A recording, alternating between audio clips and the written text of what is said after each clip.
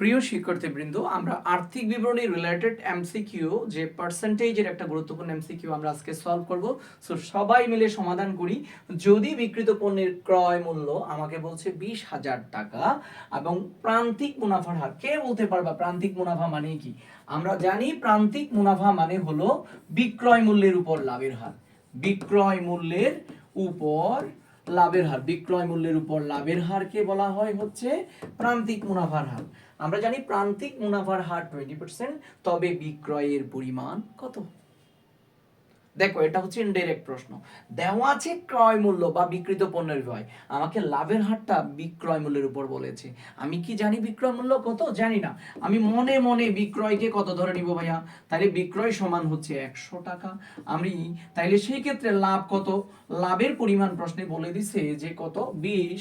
তাইলে বলো তো ভাইয়া ক্রয় মূল্য কত ছিল? 80। এখন দেখো, আমার মতে ক্রয় মূল্য 80, কিন্তু প্রশ্নে বলে দেওয়া আছে ক্রয় মূল্য কত টাকা ভাইয়া? 20,000। তাহলে আমরা একটা শর্টকাট টেকনিক জানি, যা দেওয়া আছে তা দিয়ে ভাগ করে দিব, যেটা বের করতে হবে সেটা দিয়ে গুণ করে দিব। ভাই আমার কি দরকার? বিক্রয়ের পরিমাণ। তাহলে বিক্রয়ের পরিমাণ 100 টাকা। আমরা যদি এখন কাটাকাটি করি, 20 দ্বারা কাটলে আমরা 4 বার, 20 দ্বারা কাটলে আমরা 5 বার পাই। আমি যদি 4 দ্বারা কাটি তাহলে 5 বার পাই, তাহলে কত হয় বলো তো? 5,000। তাহলে আমরা যদি বলি 5 5 25,000 টাকা অ্যান্সার। তাহলে আমাদের 5 5 25,000 টাকা অ্যান্সার কোথায় আছে? খতেই আছে। আশা করি সবাই বুঝছেন। এরকম মজার ভিডিও পেতে চোখ রাখুন আমাদের আইডিয়া বিশ্ববিদ্যালয় ভর্তি কোচিং পেজে আর ইউটিউব চ্যানেলে। ধন্যবাদ।